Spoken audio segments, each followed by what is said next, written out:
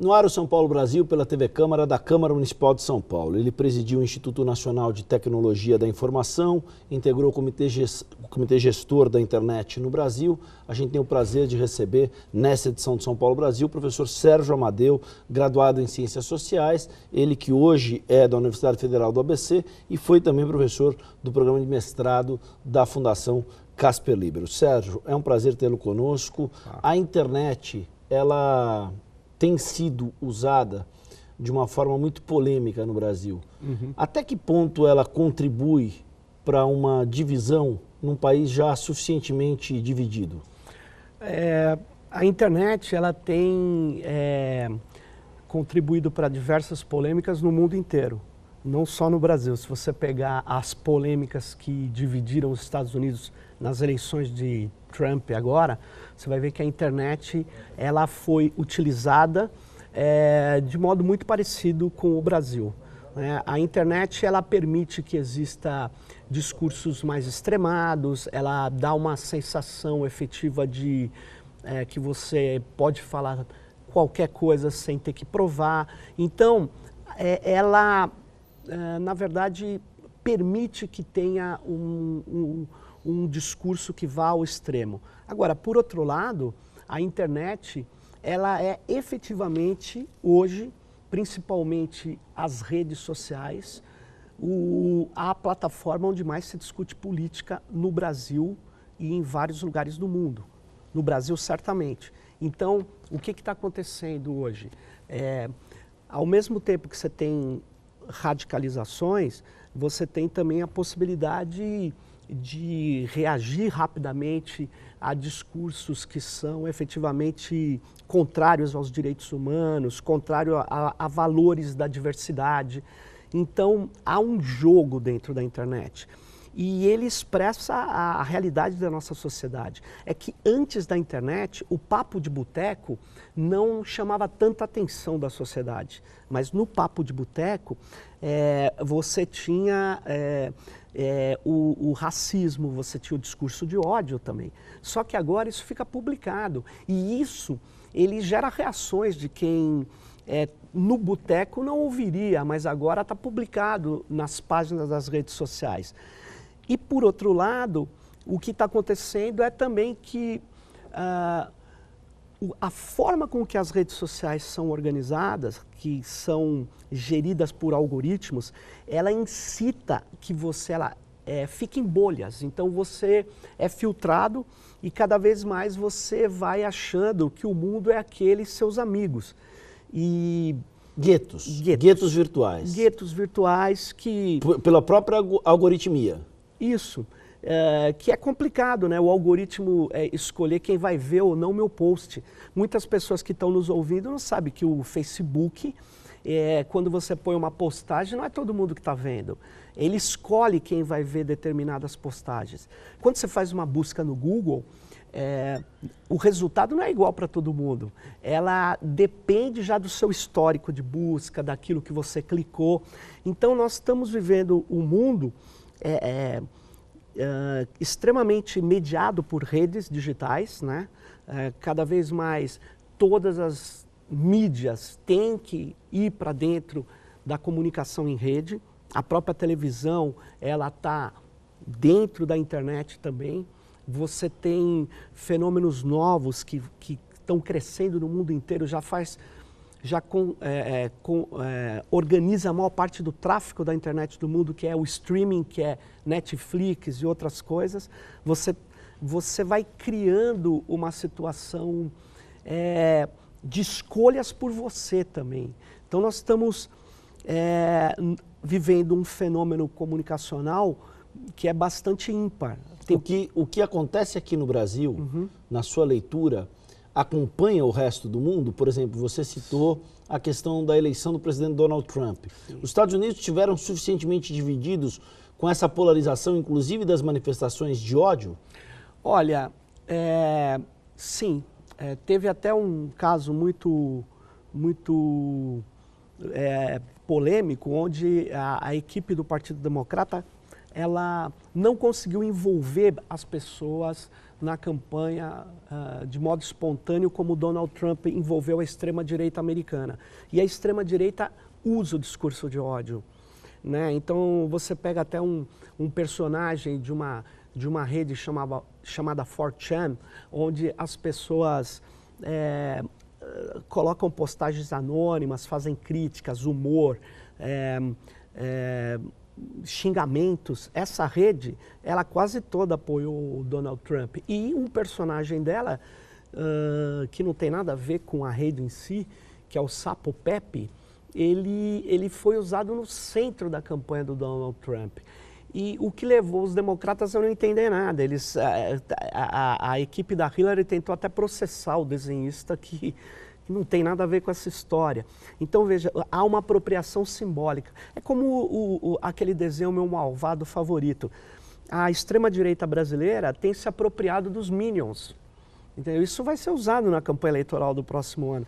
Então, na verdade, houve um enfrentamento nos Estados Unidos, extremamente radicalizado, e no Brasil ele também ocorre. Eu acho que ele ocorre de uma maneira não habermasiana. Existia uma ideia de muitos teóricos da comunicação que a discussão tem que ser voltada sempre ao entendimento. Mas há muito tempo, quem acompanha a política sabe que o debate político muitas vezes é voltado a você encontrar soluções consensuais, mas a maior parte das vezes ele visa a derrota do outro. E o que está acontecendo na rede é que essa derrota do outro, ela não tem mais parâmetros muitas vezes com a verdade. Alguns chamam de pós-verdade. Eu chamo um elemento... Não, retoma aí tá. Alguns chamam de pós-verdade. Alguns chamam de pós-verdade. Eu prefiro considerar que nós devemos ter parâmetros com a realidade. Se você perde o parâmetro, se esse fato aconteceu ou não aconteceu. E o Brasil vive uma situação bastante precária. Você tira um governo acusado de corrupção e põe um governo que tem mais corruptos no ministério do que o governo que sai. Você tem uma justiça seletiva que escolhe determinados alvos e numa mesma situação não toma as mesmas medidas em relação a outros. Tudo isso vai... Isonomia jurídica? Não tem, não tem. O que tem é, claro, uma seletividade que já acontecia amplamente com os pobres na periferia dos grandes centros urbanos. O pobre, ele é preso ilegalmente, ele fica preso sem provas, a prova é feita depois. Então, tudo isso já acontecia. E agora você estendeu isso. Mas isso é aplicado de uma maneira seletiva. Depende, cada caso é um caso, e isso desgasta a democracia. O que nós estamos vivendo hoje no mundo é uma insuficiência da representação política, não só no Brasil. Você pega a própria eleição nos Estados Unidos já há algum tempo, as pessoas que não votam, a maioria da população não votou em ninguém. E no Brasil, nas últimas eleições, cresceu um pouco. Se você somar os votos válidos nos candidatos, em algumas cidades eles são menores do que aqueles que votaram nulo, em branco ou não votaram. O exemplo mais clássico disso foi a eleição no Rio de Janeiro. No Rio de Janeiro. No Rio de Janeiro, o Marcelo Crivella e o Marcelo Freixo. Houve aí o volume de brancos nulos e da abstenção foi bem maior do que o número de votos dados ao prefeito eleito, o Crivella. O que mostra o seguinte, você tem um pessoal que não vota porque é pós-político, já se desencantou, e os que são pré-políticos, que acham que a política atrapalha e que tem uma visão autoritária. As duas visões, elas são críticas ao processo representativo. É preciso arejar o processo representativo. E nós não fazemos isso. Para você ter uma ideia, a Constituição de 1988 no Brasil ela é extremamente avançada.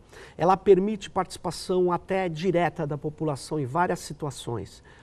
Ela permite que a população faça um projeto de lei sem a intermediário de um representante. E o que acontece? Você faz milhões de assinaturas, chega no Congresso Nacional, o regimento interno da Câmara não aceita a Constituição. Você tem que entregar para um deputado, ele assume aquelas milhões de assinaturas para poder circular no processo. Isso quer dizer que a democracia representativa está carcomida, está velha, e isso é um grande problema para a democracia. Discursos autoritários que dizem que você resolve o problema da maneira tecnocrática pode começar a ganhar espaço. No primeiro momento, você tem o cara falando, eu não sou político, o que não é verdade. Se ele veio para a política, ele é político, se ele veio para a campanha eleitoral, ele é político. Aí ele pega e é eleito como contra uma certa política. Mas, na verdade, ele é contra a estrutura de poder, mas não faz nada para mudá-lo. Porque quando ele entra, ele reproduz exatamente essa estrutura de poder.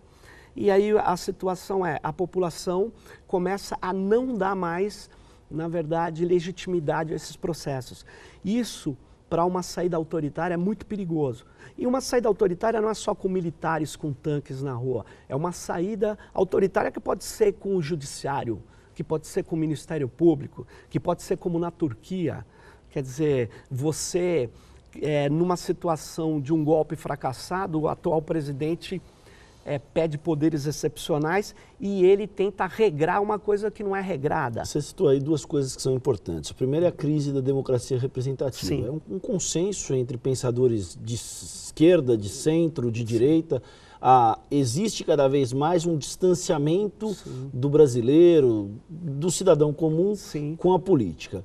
Na outra ponta, você também falou um pouquinho dessa questão que envolve a percepção que se tem do olhar sobre a política, né? De um olhar já preconceituoso, já preconcebido, e de separação de poderes, né? Que também está implícito no que você acabou de falar, Sérgio. Então, assim, o problema passa por esse eixo que envolve principalmente a crise da democracia representativa e o fato de que o brasileiro hoje não tem uma certa conexão em qual é o limite do executivo, do legislativo e do judiciário? Ele não tem essa informação porque isso é mal posto. O próprio parlamentar, ele vai num bairro e fala, eu trouxe o asfalto aqui. Não é verdade, quem traz é o prefeito. Então a política aqui, ela é feita de uma maneira desvirtuada. Né? É claro que ele pode falar, estou brigando para trazer, mas não é ele que faz a execução das obras. Mas isso não é claro. Isso não é claro por uma longa tradição política no Brasil que confunde o público e o privado, o público como patrimônio pessoal. Então, você tem uma longa tradição de pesquisa sobre isso. Né? Agora, nós estamos vivendo numa sociedade que eu gosto muito de lembrar o Guy Debord. Ele lança um livro lá em 1968, A Sociedade do Espetáculo, onde ele trabalhou a ideia que a sociedade ela tem que fazer as pessoas consumir tantas mercadorias que o ato de consumo vira um espetáculo. Então, tudo começa a ser espetacular. Você não consome uma água mineral, você consome uma água que é genial, que é uma leveza de espírito. A leveza. Você agora tem você não compra coisas, você tem experiências. E tudo isso vai levando a que a própria mídia, a velha imprensa, o jornalismo, ele tem que ser espetacular. Então tudo é espetacularizado. Você pega o jornalismo televisivo que pôs o padrão americano, é o padrão da espetacularização o tempo todo. Você pega esses programas de violência policial, esse para mim é a melhor caracterização, esses programas que cobrem o urbano, na verdade são programas que cultuam a estética da violência. Pode não estar acontecendo nada agora em São Paulo, mas ele tem que entrar num carro da rota e ir atrás, bater porta, porque tem uma estética. Se ele não manter aquela estética espetacular, ninguém mais vai se ligar.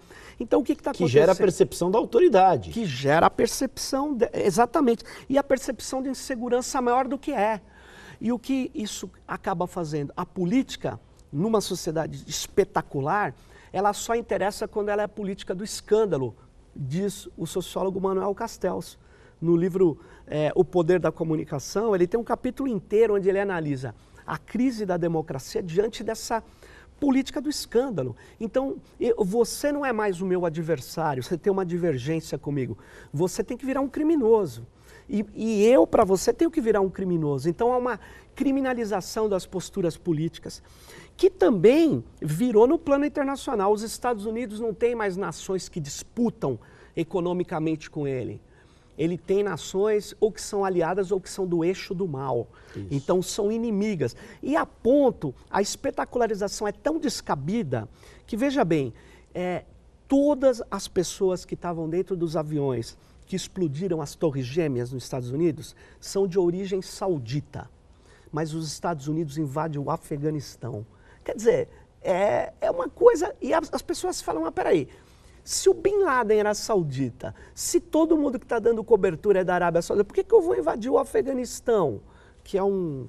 Quer dizer, não é o motivo da guerra o que é alegado nunca. Então é uma farsa, uma falácia. Por isso que o Wikileaks é tão odiado pelos norte-americanos. O Assange em especial. Né? O Assange, ele está ilhado, preso, na verdade, contra todas as normas diplomáticas. Ele não pode tomar um avião, sair da embaixada e ir até o aeroporto e ir para o Equador, que deu asilo político a ele. Sim. Então você veja, uma situação extremamente complicada hoje e que cai na política e ajuda a corroer mais ainda a democracia. Uma democracia que já está distante da população. Porque vamos e venhamos, a gente vota num parlamentar. Mas você votou em tudo que ele vai votar lá no parlamento? Não.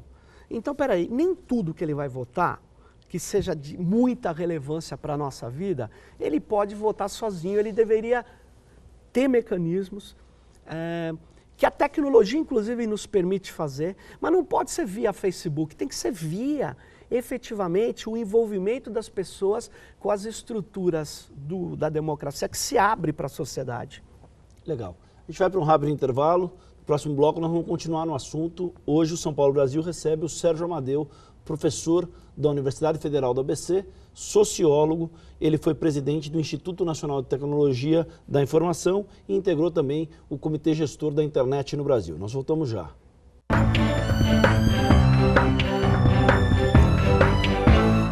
Nós voltamos no São Paulo Brasil, hoje recebendo o Sérgio Amadeu, professor da Universidade Federal do ABC, ele é sociólogo. Sérgio, no último bloco você citou o Guy Debord e a Sociedade Sim. do Espetáculo, Sim. aquela ideia de que há uma fetichização do consumo, Sim. que é bem a marca do trabalho lá nos anos 60 do Guy Debord. Se a gente trouxer essa realidade para hoje, e aí você falou da experiência de tomar água, queria que você fizesse uma leitura, nos ajudasse a entender esse movimento das crianças no YouTube, esse movimento da celebrização da infância. Sim. Como é que você vê tudo isso? Olha, isso as redes digitais, elas ocorrem não em tese, elas ocorrem dentro de uma sociedade capitalista de ultramercantilização, que tem uma pressão muito grande para todo mundo ser um negócio, para todo mundo ser uma empresa. Então, você S.A., você o tempo todo tem que cuidar de você. A palavra de ordem é capital humano. Então, sabe o que acontece? Você tem que ser uma grande celebridade. E nas redes digitais, as redes sociais, elas permitem que você faça exatamente isso. Você se torne um personagem. Então, cada vez mais as pessoas são personagens nas redes sociais. Essas personagens que são mais sofisticadas, mais fúteis, mas não importa. Isso tudo é um processo. Se você for arrumar um emprego, o RH da empresa vai olhar o seu Facebook, vai rastrear o seu Facebook. E se você não tiver Facebook, você é um cara suspeito. Como é que alguém não tem Facebook? Então, se tiver, você está sujeito a uma devassa, exatamente. A uma auditoria. E se não tiver, você é mais suspeito. Você imaginou se eu te der uma busca e não achar nada de você no Google? Eu falo, nossa, esse cara não existe. Não existe. Ou ele então é falso, é um fake, é um terrorista. Ou seja, as pessoas estão fazendo, na verdade, estão criando todo um fenômeno que lá atrás o Debord falou de espetacularização e que não terminou, ele continuou, ele se ampliou e nós estamos vivendo isso numa sociedade que eu gosto muito de classificar na linha do Deleuze, um filósofo infelizmente falecido, que é uma sociedade de controle. Nós estamos usando o tempo todo tecnologias cibernéticas. O que essas tecnologias têm? Elas, em cada ato que elas criam, elas geram, na verdade, um registro. Uma fechadura de metal, quantas vezes ela foi aberta ou fechada hoje eu não sei, mas uma com cartão magnético, digital ou biometria, ela diz exatamente quem abriu, que hora abriu, que segundo abriu. Então, além dela abrir e fechar a porta, ela gera uma informação, um log, um registro. Esses registros estão sendo utilizados por grandes corporações. Essas corporações utilizam esse registro para aumentar a espetacularização. Essa que é a questão, para segmentar cada vez mais o produto. Alguns teóricos falam que nós estamos vivendo num capitalismo cognitivo. Não importa mais reproduzir em grande escala os produtos. O importante é manter a capacidade de inventar constantemente. Então você tem que usar o tempo todo a inteligência criativa. Então olha que situação nós estamos vivendo. Tudo isso nessa enorme quantidade de mercadorias, opções, serviços, ele faz com que a gente gere dados sobre o nosso comportamento. O tempo todo a gente está sendo modulado e a espetacularização é fundamental para prender nossa atenção. Mas aí a liberdade digital se torna uma utopia? A liberdade digital, ela é uma realidade se você trabalhar a hipertrofia desses sistemas. É preciso cada vez mais denunciar isso. Denunciar que nós estamos... Ela pode aprisionar. A rede, ela é uma rede de controle técnico. Ela pode virar de controle político. Esse que é o problema. Para que eu identifique alguém na rede, são bilhões de opções. Como é que você baixa um site que você nunca acessou na Turquia e abre no seu celular em segundos, e não no meu, e não no computador dele? É porque cada máquina tem uma posição inequívoca na rede na hora de se comunicar. Então você tem uma situação de controle muito forte. Esse controle e os dados gerados podem ser utilizados para conduzir as pessoas. Eu diria a você, algumas empresas hoje sabem mais da gente do que a gente mesmo. Porque nós não paramos para refletir cada passo nosso. Eles estão refletindo. Existem brokers de dados, corretores que organizam esses dados. Então, esse é o mundo que tem uma sociedade que não conhece todas as tecnologias e procedimentos que estão sendo cada vez mais vitais na cultura, na economia e na política, e que uma democracia tem que lidar com isso. Como é que uma democracia lida com a falta de transparência? Um exemplo claro do que eu estou falando. Você lembra da velha urna das eleições, que a apuração era muito lenta, aquela urna de papel. Mas pensa bem, a urna sai de uma Kombi na escola, né, quando fechou a eleição, as pessoas podem até acompanhar com o carro atrás para lá não parar, chega num ginásio, ela é colocada numa mesa de uma sessão eleitoral. É feita uma tabulação manual. Qualquer um olha, você, qualquer pessoa olha e vê lá quantos votos, como contar o voto. Nós não temos dúvida de como fiscalizar. Agora, fiscaliza uma urna eletrônica. Quer dizer, ela é rápida, ela te dá em segundos. Mas veja bem, como é que você garante que os algoritmos dela funcionam corretamente? Bom, aí você vai falar, lá garantia sou idiota, aqui nos textos, você está desconfiando, mas peraí, quem leu recentemente o escândalo da Volkswagen nos Estados Unidos? O algoritmo... Nas emissões de poluentes, diesel. De carros a diesel, a Volkswagen tinha dentro do centro eletrônico do carro um algoritmo que conseguia identificar quando ele estava submetido à avaliação. Então você vai dizer o que disso? Ou mesmo o escândalo do Google, o carrinho dele que sai filmando as ruas, o Street View, que todos nós usamos. O comissário de privacidade da Alemanha descobriu que ele roubava as senhas das pessoas, onde ele passava. Aí o Google falou, não, mas foi um engano. Mas peraí, como é um engano de um software que tem que ser instalado num hardware para captar senhas. Ou seja, então vamos com calma. Essa coisa, eu vou confiar cegamente nos aparatos tecnológicos, nós não podemos. Nós temos que desconfiar cegamente. E aí eles têm que provar que funciona do jeito que funciona. Então, há muito recurso envolvido. A lucratividade hoje, ela é extrema.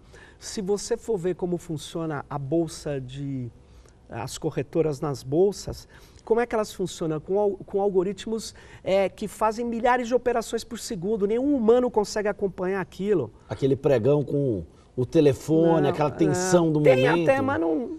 Agora, se você não tiver aquele algoritmo, você perde. Então, como é que a democracia enfrenta esses problemas? Como é que você vai fazer para poder ter o direito de competir, de ter capacidade, de ter igualdade de exposição de ideias? Porque você fala, não, mas já não tem essa igualdade no mundo da pré-internet, mas deveria ter. Isso talvez seja um elemento que corrói a democracia, não ter oportunidade das pessoas exporem as suas propostas, né? Você deixar grupos excluídos demasiadamente do processo democrático. Então, a minha dúvida é, será que nós podemos continuar convivendo com uma democracia que tem tecnologias da opacidade? Será que a gente vai longe se a gente não fizer envolvimento de setores da população que estão descontentes com tudo isso? Eu acho esse um grande desafio do momento, né? Um questionamento pertinente em relação a uma reflexão para compreender o mundo que a gente vive hoje. Legal, a gente vai para um rápido intervalo e voltamos já hoje no São Paulo Brasil com o Sérgio Amadeu da Silveira, sociólogo e professor da Universidade Federal do ABC.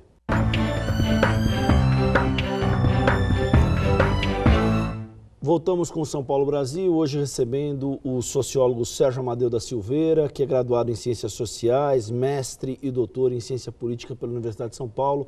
Atualmente, ele é professor da Universidade Federal do ABC. Sérgio, a gente tem discutido muito essa questão da internet, seu posicionamento é um posicionamento bastante interessante em relação à leitura social que se faz do tempo em que a gente vive. No entanto, a gente precisa considerar algumas coisas, ainda no sentido do que a gente conversou no bloco anterior.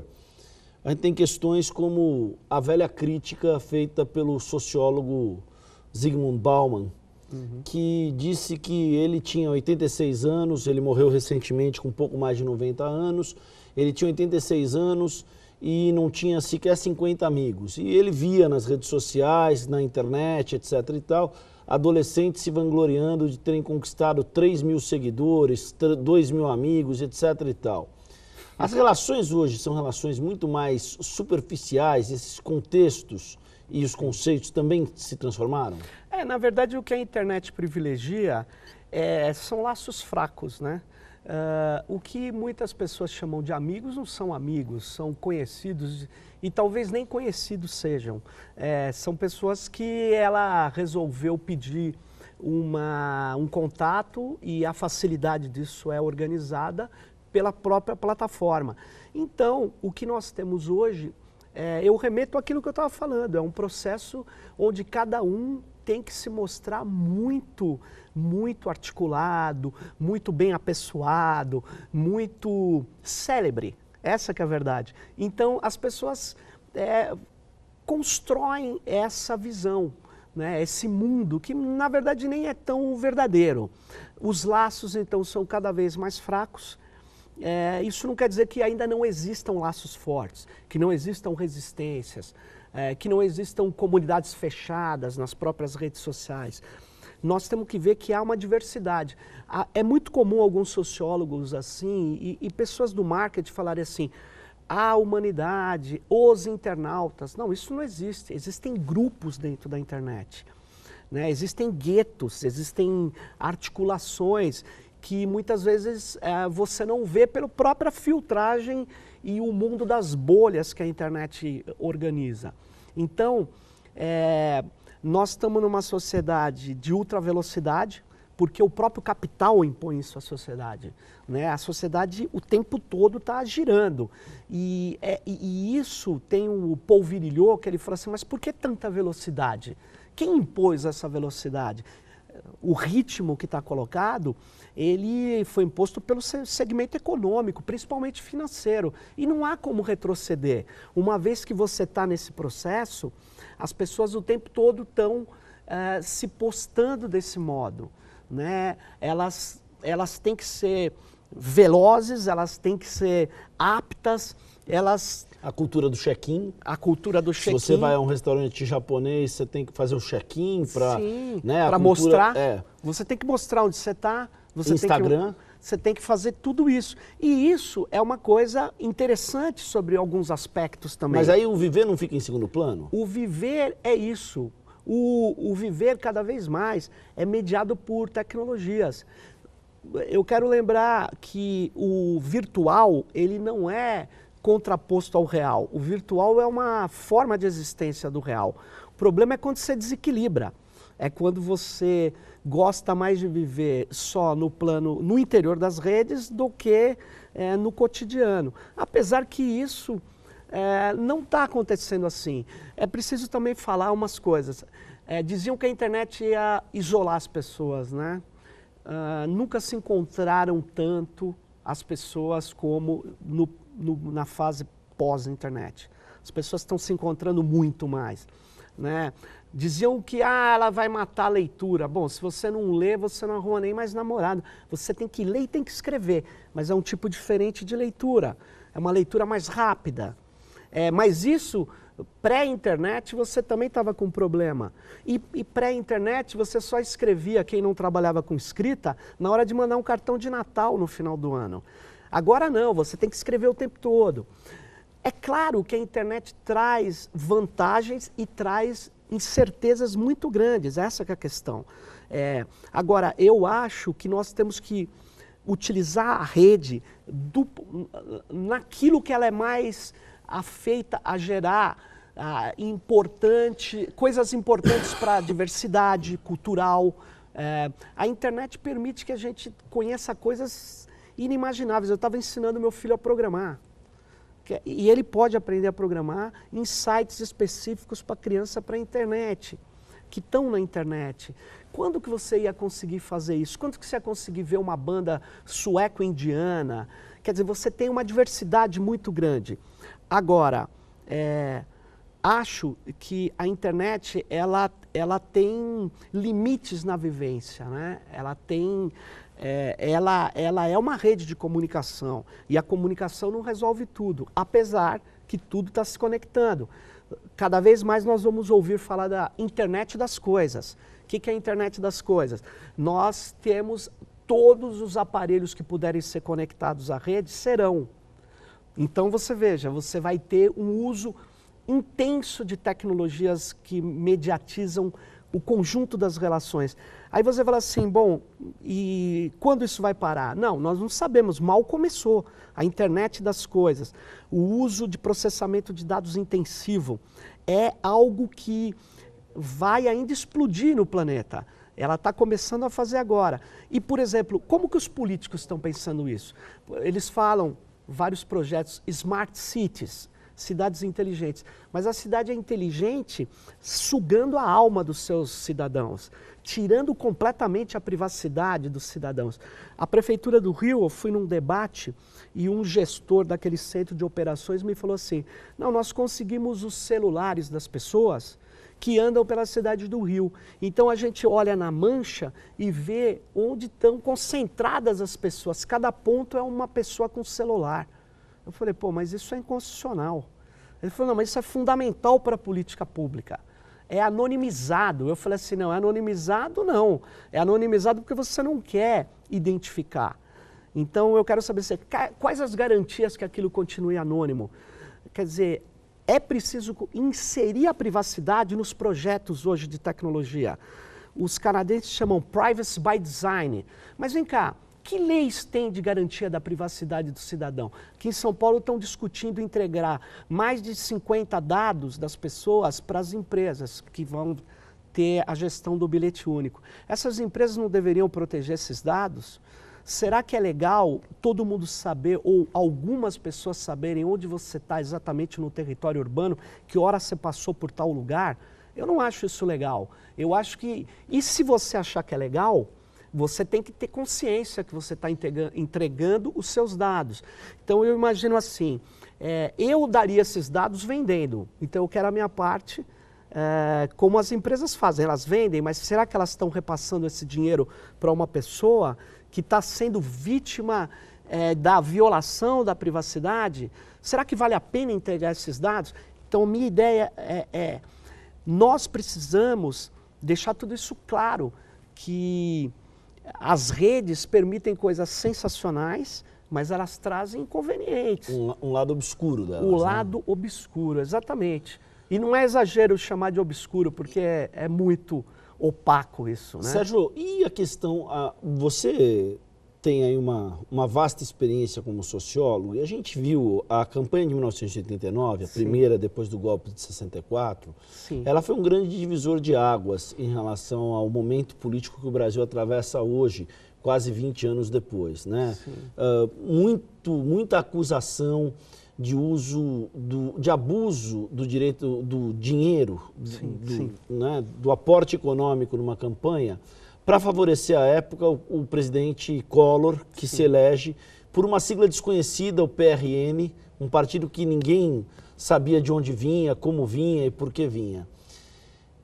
Nesse sentido, essa rede e essa digitalização, ela pode nos levar a algo em que o abuso econômico se torne quem pode mais chora menos nas campanhas eleitorais? Pode. Por quê? Porque eu vou dar um exemplo para você. Você pode obter amigos ou curtidas numa página do Facebook de maneira orgânica. As pessoas vão aderindo porque você é um cara legal, ou você é um youtuber que tem lá um programa engraçado e tal. Mas a maior parte dos políticos estão conseguindo isso com dinheiro, comprando likes. Não é comprando como se compra voto, não é disso que eu estou falando. Eu estou dizendo que o mercado publicitário já compra likes, já compra visualizações, compra curtidas. Os políticos acompanham isso. Já gera uma métrica de número de acessos diferentes à sua página. Porque ele sabe que o Facebook vai deixar olhar uma postagem dele, menos de 1% das pessoas vão olhar. Então, se ele tiver milhões de seguidores e muitas postagens, ele vai conseguir, na verdade, atingir mais gente. Agora, o poder econômico, que alguns pensavam que não estaria na internet, está de uma maneira muito forte, né? Você tem robôs replicadores, que até não é tão caro mandar fazer, mas você tem um aporte de dinheiro muito grande para fazer campanhas. E você tem um problema que os estrategistas do Donald Trump utilizaram na campanha deles lá. Eles sabem que a internet pode desmentir as coisas de uma maneira rápida, mas eles sabem que você mentindo rapidamente, você desarticula o desmentido rápido. Então, a campanha do Donald Trump falava, Trump tem o apoio do Papa. O Papa jamais apoiou o Donald Trump. E todo mundo, apoiador dele, replicava nas redes. Na verdade, grupos que foram inflados a lançar informações falsas. O problema aí ele mandava, aí tinha 10 milhões de replicações, aí as pessoas desmentiam, mas já tinha outra mentira. Então veja, o que isso coloca pra gente? Coloca que o poder econômico pode articular dentro das redes. Era mais difícil quando não existia redes sociais verticalizadas. Porque as redes sociais, Facebook, Twitter, são os jardins murados. Você tem que estar dentro dela. Elas têm hierarquias. Ela dentro dela não é nem bem uma rede. Ela é um polo onde você tem pouca liberdade de atuação dentro dela. Você tem a liberdade que o dono dela permite. Você nem sabe se você está visualizando tudo o que você quer. Então, o poder econômico compra visualizações, compra curtidas, compra, na verdade, indução de pessoas, e isso é vendido. Essa venda altera o debate de maneira substancial.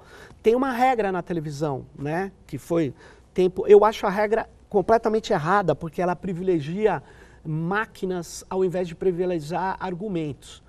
Mas tudo bem, tem uma regra que todo mundo sabe qual é. Mas qual é a regra dentro da internet? No mundo controlado por algoritmos. Quer dizer, nós precisamos observar isso, que o poder econômico está nas redes e que isso pode alterar muito o jogo democrático. Legal. A gente vai para um rápido intervalo. No próximo bloco, o último bloco da entrevista com o Sérgio Amadeu, professor da Universidade Federal do ABC.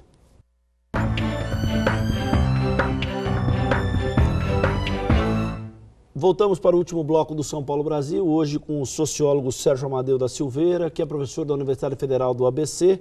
Ele foi presidente do Instituto Nacional de Tecnologia da Informação. Sérgio, a gente falou no último bloco do poder econômico, Sim. da atuação do poder econômico condicionando as percepções de marketing político e do quanto isso pode, inclusive, agravar de forma Sim. tangencial a crise na democracia representativa. Agora, trazendo um pouquinho mais para o jornalismo.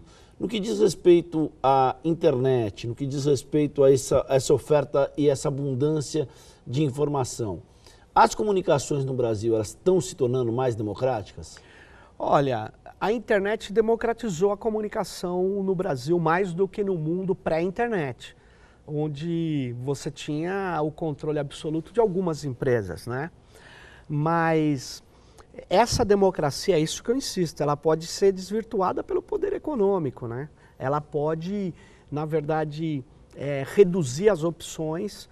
É por isso que eu fui uma das pessoas contra o governo anterior. Ele queria fazer um acordo com o Facebook para entregar de graça para as pessoas acesso ao Facebook. Eu falei, não, peraí, por que só o Facebook, né?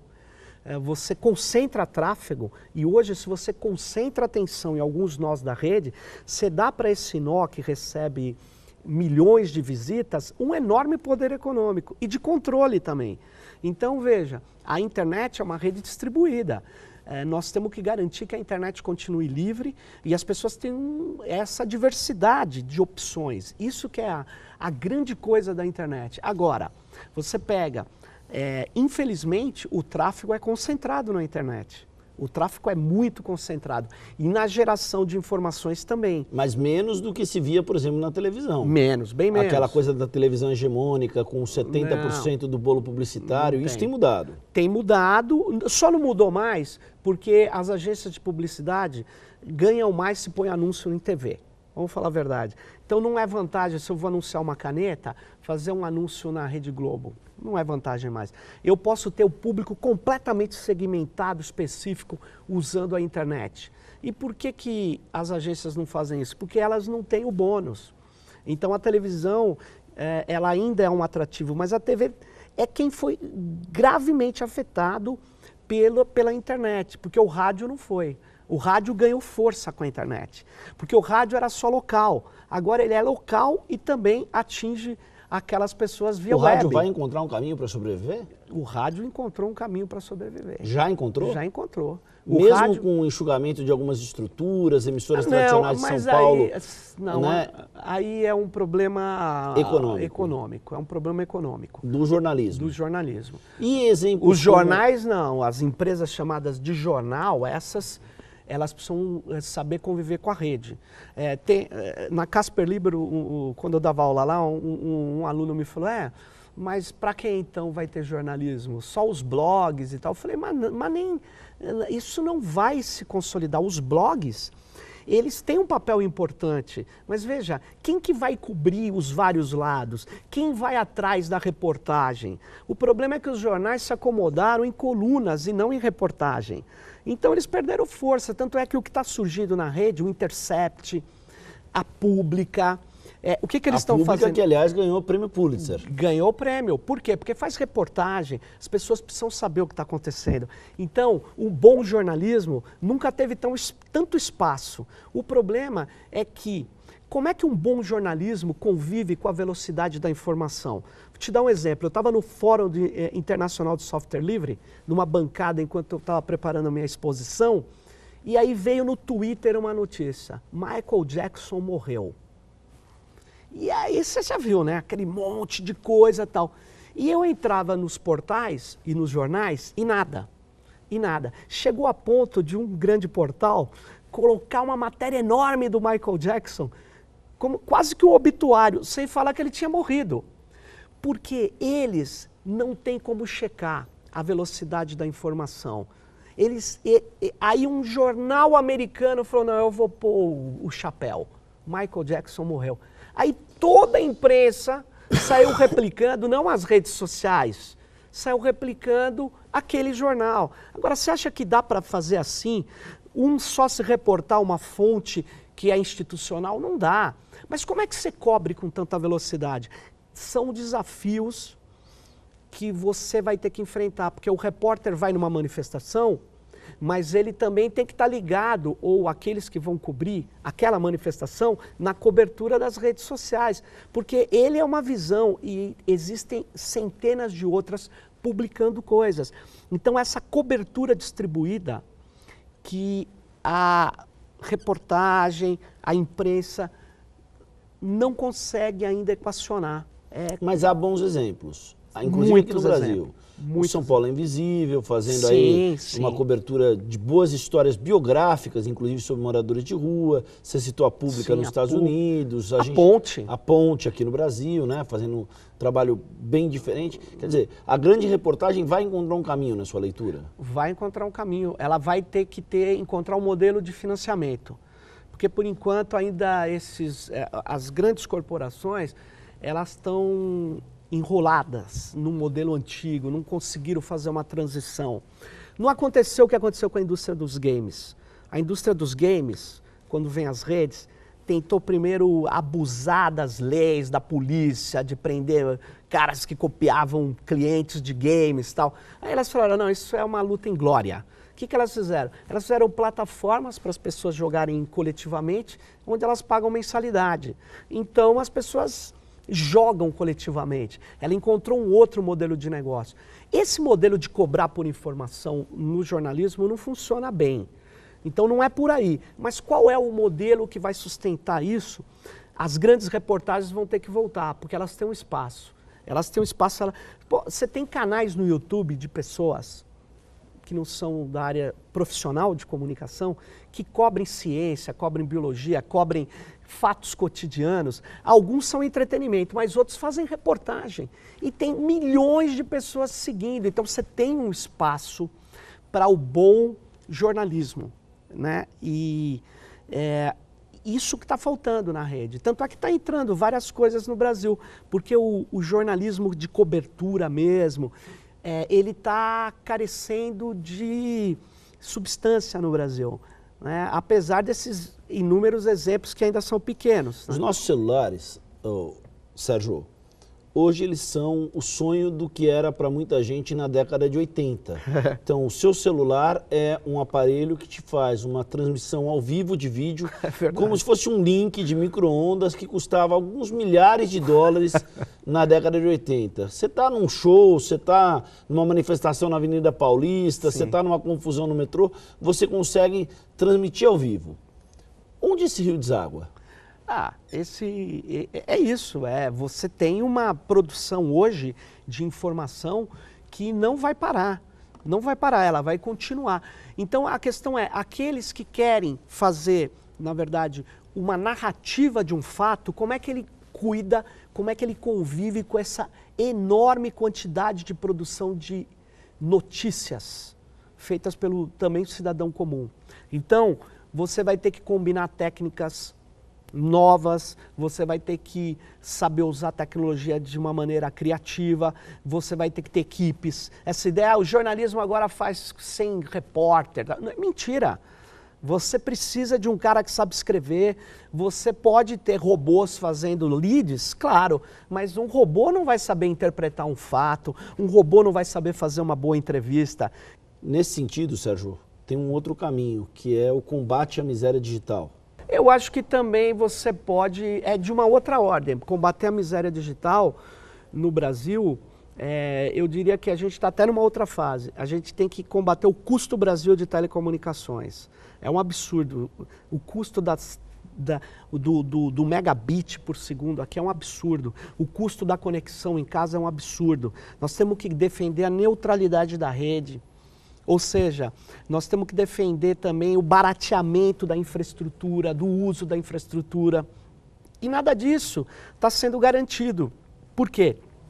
Nós temos um custo de SMS caríssimo, de celular caríssimo, e agora... Nós temos juízes que de vez em quando vão lá e falam que o WhatsApp tem que ficar fora do ar. Tem que ficar fora, que quer proibir criptografia, e temos uma seguinte situação, a Anatel não faz com que as teles, ou que o custo da comunicação caia e a qualidade aumente. Ela não faz. O modelo de privatização das teles aqui não cuidou do mundo digital, por isso que nós estamos tendo furos. Né? Deu muita colher de chá para grandes corporações que são menos de 10 no mundo. É um mega oligopólio com muito poder. Então, quando a sociedade tem que usar redes digitais, ela precisa de infraestrutura de telecom. A infraestrutura de telecom é tão importante quanto a infraestrutura de água, luz e de saneamento. Ela é decisiva para o nosso país. E aí a gente vai ter que brigar por isso. Fique ligado, a gente tem que ficar ligado.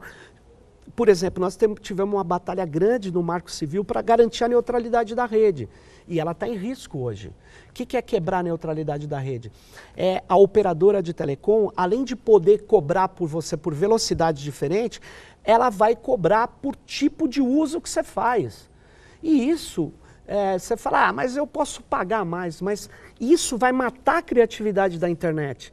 Porque na minha universidade, em qualquer universidade, ou grupos tecnológicos que estão pesquisando um protocolo que não existe, da internet 3D, por exemplo, não existe.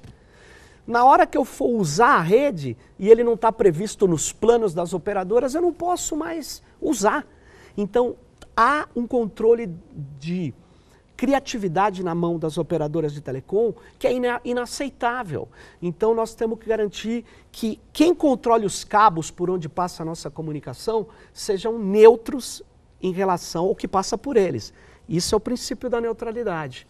Legal. Sérgio, muitíssimo obrigado pelo bate-papo, obrigado pela atenção conosco. A gente teve o prazer de receber hoje o professor da Universidade Federal do ABC, o Sérgio Amadeu da Silveira. Ele é sociólogo, foi professor do programa de mestrado da Casper Libero, foi também alguém que conduziu, presidindo o Instituto Nacional de Tecnologia da Informação e integrou o Comitê Gestor da Internet no Brasil. Entre os livros do Sérgio, um se destaca: Exclusão Digital, A Miséria na Era da Informação e Software Livre, a luta pela liberdade do conhecimento. São duas obras distintas, essas duas obras amarram um entendimento sobre algumas das questões que ele abordou aqui nessa edição do São Paulo Brasil. É isso, meus caros, obrigado pela audiência, obrigado pela atenção. TV Câmara São Paulo, informação para a cidadania.